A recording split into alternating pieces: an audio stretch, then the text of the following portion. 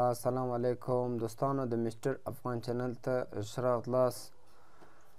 دوستانو په تیر درس کې مونږ پرسنل پروناون ویل، نن ورځ دوستانو انډیفینټ پروناون پیژنو یعنی نامناسب ضمیر.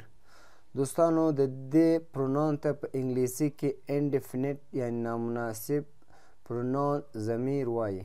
انډیفینټ پروناون نامناسب ضمیر. د دې ډیفینیشن یعنی تعریف له مونږ سره دی. Sometimes the pronouns used in a sentence do not refer to any particular thing or person. ځینې وختونه په یوه جمله کې کارول شوي ضمیرونه کوم ځانګړي شي یا شخص ته اشاره نه کوي. دوی په عمومي They are used in a general way. Such a pronoun known as an indefinite pronoun. دوی په عمومي ډول کارول کیږي. دا ډول ضمیرونه چې د نامناسب ضمیر په نوم پیژندل کیږي. Example مثال: all یعنی ټول. all یعنی ټول. anybody هر څوک. anything هر څه. everybody هر څوک. someone یو څوک.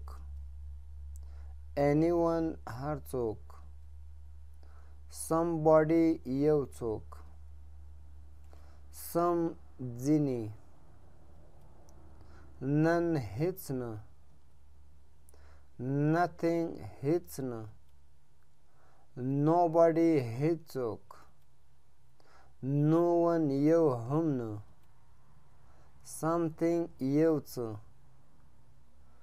دوستانو په دې باندې یو سنټنس ما هم جوړ کړی. هغه د دې لپاره چې موږ ورباندې پوه سو چې دا انډیفینټ پروناون څنګه یا ولې ځانګړي شي یا شخص ته اشاره نه کوي په یو سنټنس کې یا په یوه جمله کې. all یعنی ټول. they all are my friends. they all are my friends. دوی ټول زما ملګري دي. دوستانو په دې سنټنس کې د مشخص ملګري نوم ما نه ده اخیستی. زه وایم چې دا ټول زما ملګري دي. دا all چې څو دوستانو دا زمونږ انډیفینټ پروناون سو. مشخص نفر نوم ما نه ده اخیستی. زه وایم they all are my friends. دوی ټول زما ملګري دي. دا چې څو دوستانو انډیفینټ پروناون سو. all زمونږ انډیفینټ پروناون سو ځکه موږ یو ځانګړي شخص ته اشاره نه ده کړې چې پلانی زما ملګری دی. نو دلته دوستانو موږ وایو چې anybody هر څوک. anybody can come here to study. anybody can come here to study. anybody can come here to study. هر څوک کولی شي دلته د زده کړې لپاره راشي. anything هر څه. we should learn anything for our ability. we should learn anything for our ability. موږ باید د خپلې وړتیا لپاره هر څه زده کړو. په دې کې هم دوستانو anything یعنی هر څه داسې یو خاص شي ته موږ اشاره نه ده کړې چې زه به دا شی زده کوم یا موږ باید دا شی زده کړو. موږ وایو we should learn anything. هر څه باید موږ زده کړو. موږ د خپلې وړتیا لپاره باید هر څه زده کړو. anything چې څو دوستانو دا زموږ نامناسب ضمیر سو. انډیفینټ پروناون سو. یعنی موږ یو خاص شي ته نه دی ویلی چې زه د دې شي مطالعه کوم دا شی زده کوم. په دې کې دا نشته دوستانو. نو موږ وایو we should learn anything for our ability. موږ باید د خپلې وړتیا لپاره هر څه زده کړو. دا هر څه شو دوستانو دا زموږ نامناسب ضمیر شو.